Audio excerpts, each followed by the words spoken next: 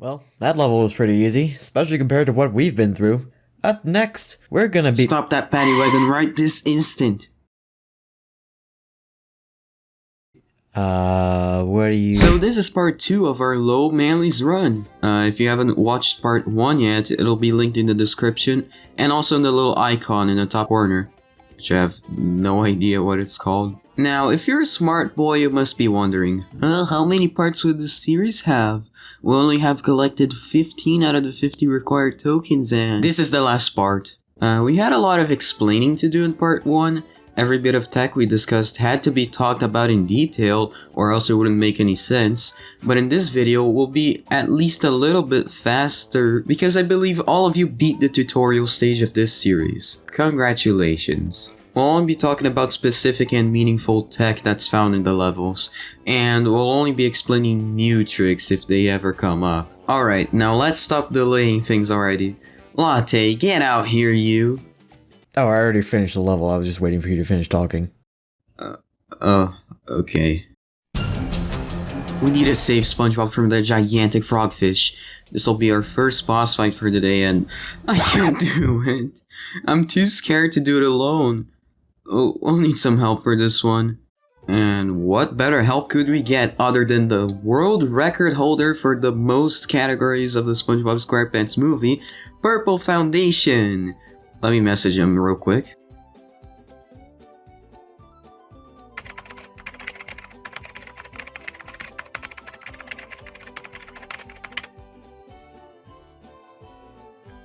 Ah, shit. What better help could we get other than the 104th No Mindy Skip Runner SpeedPants? Tell us, how should we go about beating this boss fight? Thank you for the solid tip, SpeedPants, but I'll have to cut you off here. Someone just called me to say that there's no Manlies anywhere in the fight. How convenient! So yeah, this boss fight is pitifully easy. There's no Manlies to be seen, and you don't earn any Manlies from beating it either.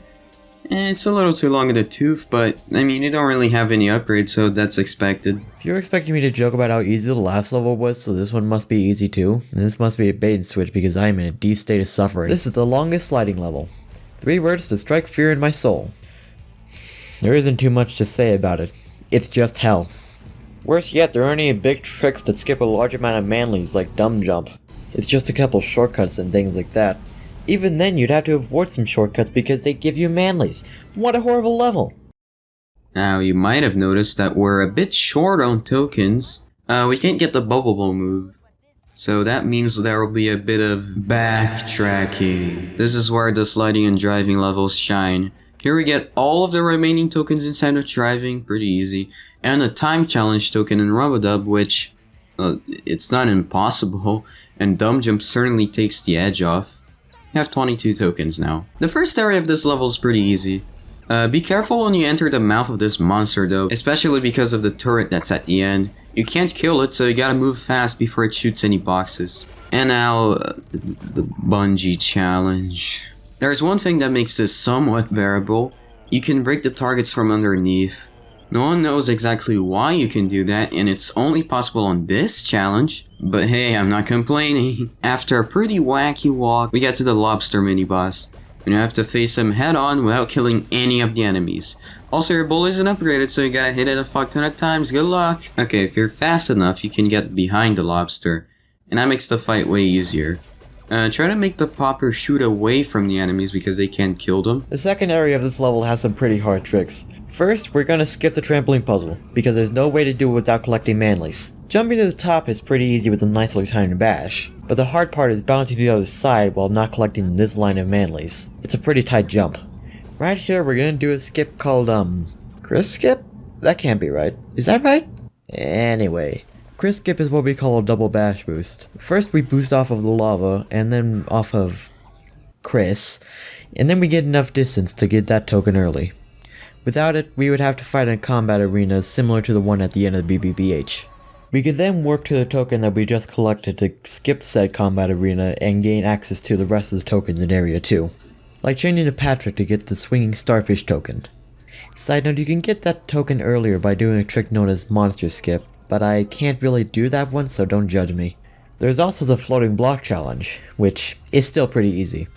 You can beat it in 3 different ways. The fastest would be doing floating block skip, but I don't really know that one. You can just beat the level normally, probably not too hard. You could also do a trick known as died FPS, which involves jumping over this platform, which would spawn some out of bounds triggers. That way we can safely cartwheel to the end from here. Oh, and also the end token's been laying over there the entire time. Yeah, I'll be taking that. The beginning of this level would be way harder if we were forced to face the Merv in the beginning. But you can avoid that cutscene from happening by jumping in the corner. Wait a second, we can't close the toilet.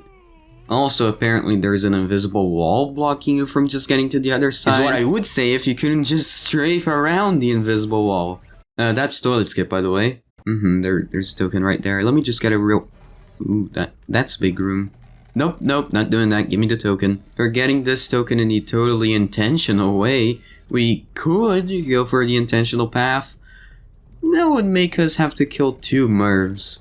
So, let's get out of bounds real quick. Following the same principle of the lava room skip in BBH, with the help of a somewhat precise damage boost, we can swing ourselves out of bounds and skip a major section of this level. After a quick detour to unlock the SpongeBob challenge for later, we can break this TV to stop Plankton from screaming out nonsense, and to do that, you gotta stand on the very corner of the trampoline. The second part of the level already gives us a challenge.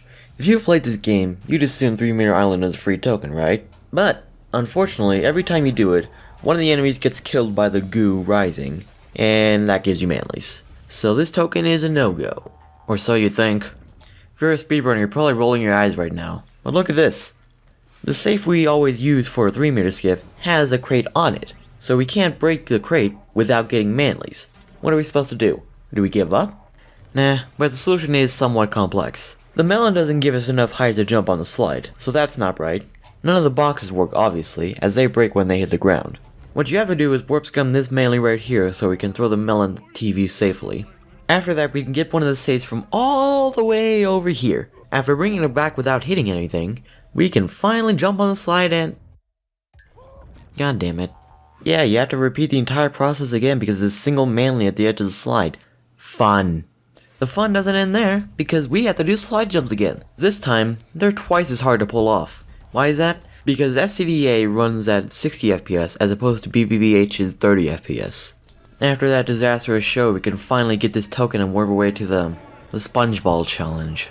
After a lot of suffering, you warp away to the floating block challenge. We got the warp earlier when we were getting the crate for 3 meter. The Manly placement is more in your way on this one, so you have to choose more out of the way paths to progress. It's still really fucking easy though. This level's final fight looks fucking stupid.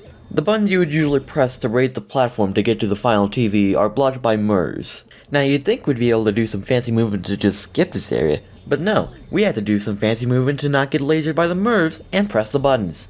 Fortunately, it's possible. After that, you can just break the last TV and collect the final token. Another boss fight, and this time there's enemies in it, so you can get Manlies here. Okay, this is getting out of hand. I have no idea how I'll beat this one. Hey SpeedPants, how should we proceed? Thank you for the solid advice, SpeedPants. Turns out I already beat the boss, although not having any upgraded moves is a bit of a challenge, I guess.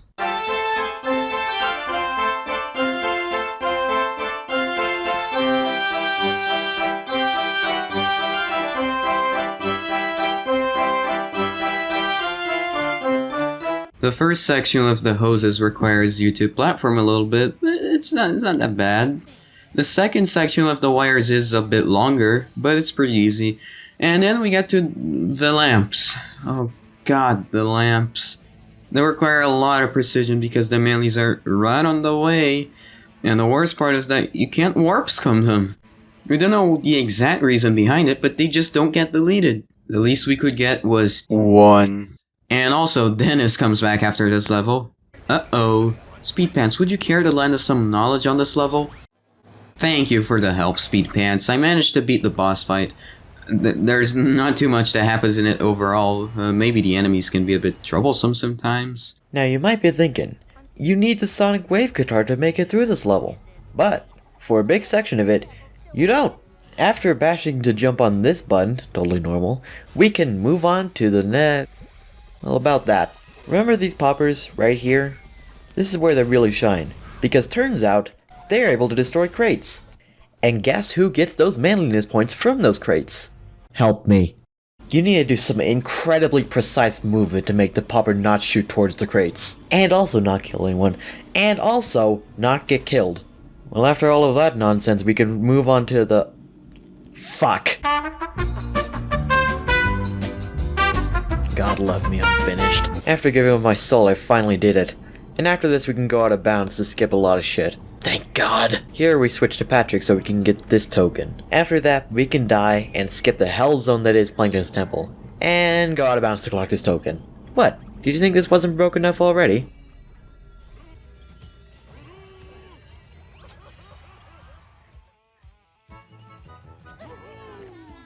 We now, finally, have enough tokens to get the Sonic Wave guitar. Okay, so we now can warp to more bounce please to get to the second area of the level. It's not too hard, and you can take advantage of the Merv that's shooting at you to bash boost. We get to Plankton's riddle and... I guess I'll have to do that again. Huh. Okay, we're at the riddle again, and this time we can solve the riddle and... Oh, for God's sake! Yeah, the riddle spawns you on top of 2 Manlies in separate occasions. You can prevent spawning right on the second one by warps coming in before you solve the riddle, but you'll still have to repeat this thing at least twice. And here's a big wall. Yeah, we kinda have to get past this one. There's 2 ways of doing this. If you're an epic speedrunner and know your way around the game, you're probably already thinking of doing a GGC after Plankton's riddle. Be sure to do that if you want. We can also do a lag bash, also known as an R+Y jump to get the same effect. If you've done GGC, the Mervs won't spawn. But if you haven't, you can jump far on this corner here, which will despawn them. Then you can bash boost to the other side. There's nothing else on the level. We're on the final stretch. All we need to do is drive the paddy wagon to the Krusty Krab 2 and... I can bring back the paddy wagon. Oh. Looks like we need to do some backtracking, because Minnie needs 50 tokens for the paddy wagon. We can't just walk to the Krusty Krab 2. That would... Finally, we can drive through what used to be Bikini Bottom and get to the Krusty Krab. Anyways, we got to the final boss of the game. King Neptune has been caught by Plankton's mind-controlling bucket and he has been commanded to kill us. SpeedPants, I'll give you the honor of telling us what we have to do. What is the single most important tip you can give? You beat the boss? This fight was a bit anticlimactic. Not that much happens in the fight, much like all the others. Oh, at least this one is actually challenging to play, but there's no Manlies at all. There's a couple of spitters, flingers, there's a couple of flingers that shoot you, but nothing really happens if you just leave them alone. Huh. And we've done it! We saved the day and foiled Plankton's evil Plan Z. Also, I think we saved Mr. Krabs from being murdered or something. Honestly, there aren't that many obstacles keeping us away from the magic number. It's 0 in case you didn't know. There aren't as many forced Manly collections as I thought there would be. All the ones that can be skipped have been skipped already. Mostly. And guess there's a singular Manly that I just can't skip. It's probably just me, but I'm sure that level has the most potential for being clean slate. We were so close to skipping that final Rub-a-Dub Manly, but it's like just out of our reach, so we barely can't warp scum it. It's kind of ironic how failing to collect this Manly earlier means we can't avoid it later. And then of course there's BBBH. I don't think there's anything that can be done about that. Which is kind of sad because that's where like all of our Manlies are at, -3. And before you comment about pause storage, we specifically don't want to allow it in the rules. You could just keep repeating a lot of easy tokens and avoid all the Manlies, and where's the fun of that? Okay, I don't mean to offend the any% fanbase. After all, it doesn't even exist. Ayo! All jokes aside, any% is a fine category, even if I poke fun at it every time. But doing that sort of stuff in low Manlies would just take out all the challenge behind the run. And yeah, thank you for watching. See you in the next one.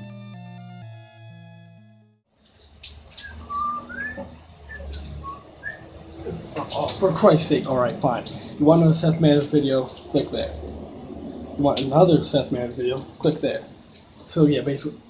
Oh, come on. You're going to put your channel profile picture over my face? Alright, fuck you. I'm editing the video. Eat my ass.